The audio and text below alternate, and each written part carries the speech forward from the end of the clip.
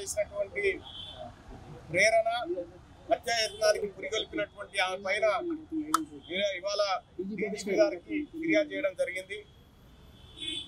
హత్యాయత్నం చేయడమే కాకుండా అక్కడికి వచ్చినటువంటి ప్రజలను భయభ్రాంతులకు గురి చేసి ప్రజలను కూడా విపరీతంగా కొట్టి మా ఆఫీస్ సిబ్బందిని కొట్టి మా గన్మెన్ల పైన దాడి చేసినటువంటి కల్వకుంట్ల కవిత ఆమె అనుచర రౌడీల పైన చర్యలు తీసుకోమని చెప్పడం జరిగింది.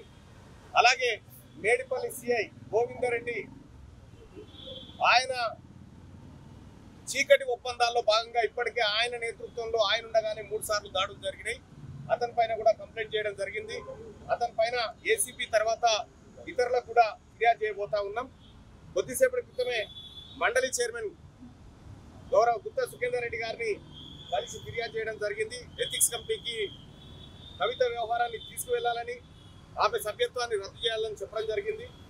ఇప్పుడు డీజీపీ గారిని కలిసి నిన్న జరిగినటువంటి ఆ దాడికి సంబంధించినటువంటి అన్ని ఆధారాలను ఫోటోగ్రాఫ్లను కూడా సమర్పించడం జరిగింది. డీజీపీ గారు ఖచ్చితంగా చర్యలు తీసుకుంటామని చెప్పి మాకు హామీ ఇవ్వడం జరిగింది.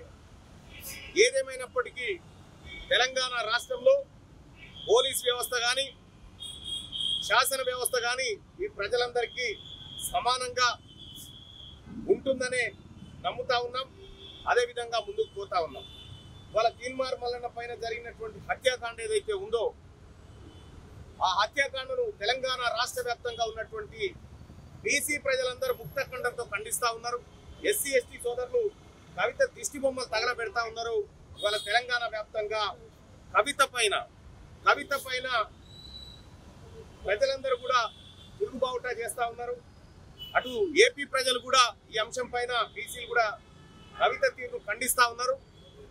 పెద్ద ఎత్తున రేపటి రోజుల్లో మాకు గనక న్యాయం జరగకుంటే రేపటి రోజుల్లో ఈ ఉద్యమాన్ని ఉధృతం చేస్తాం.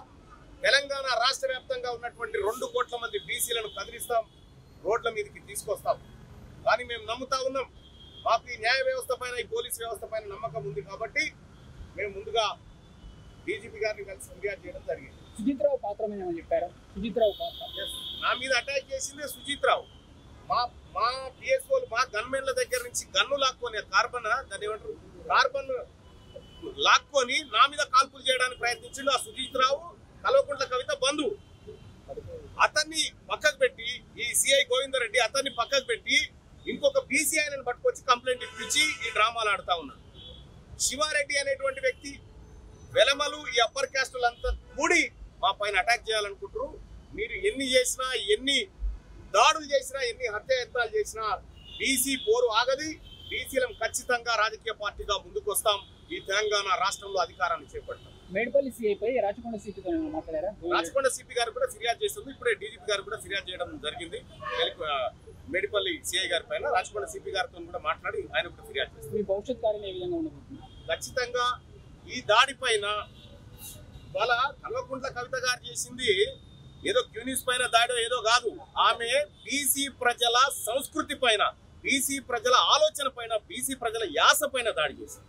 బీసీ ప్రజలు తెలంగాణ రాష్ట్రంలో ఉన్నటువంటి బీసీ ప్రజలను గతంలో ఉన్న చరిత్ర వాళ్ళది. గతంలో పరకాల కాడ బైరన్పల్లి కాడ మా బీసీ మహిళలను వీళ్ళు పరివాతన నిలబెట్టి బతుకమ్మ ఆడించిన జాతి వాళ్ళది. వాళ్ళు బీసీ మహిళల్ని మళ్ళీ సంస్కృతి పేరుతో తొక్కేయాలి అణిచేయాలని చూస్తా ఉన్నారు. గతంలో ఆంధ్ర పాలకులు మన యాసను భాషను ఎక్కిరిస్తున్నారని వాళ్ళను విముక్తి చేసాం. ఇలా కల్వకుంట్ల కుటుంబం కూడా ఇవాళ తెలంగాణ రాష్ట్రంలో ఉన్నటువంటి 2 కోట్ల మంది బీసీలను అవమానించే విధంగా వాళ్ళు వ్యవహరిస్తా ఉన్నారు. తెలంగాణ రాష్ట్రంలో 2 కోట్ల మంది బీసీల ఒకవైపు ఉన్నాం, కల్వకుంట్ల కవిత కుటుంబం ఓవైపు ఉంది. ఇక తెలుసుకుంటారు. నిన్న కవిత మాట్లాడుతూ అగ్గిరవ్వ లొటపీస్ ఆమె అగ్గిరవ్వ ఆ లయ్య దగ్గరనే చెల్లదా ఆ రవ్వ. అగ్గి ఆరిపోతే ఏమైతే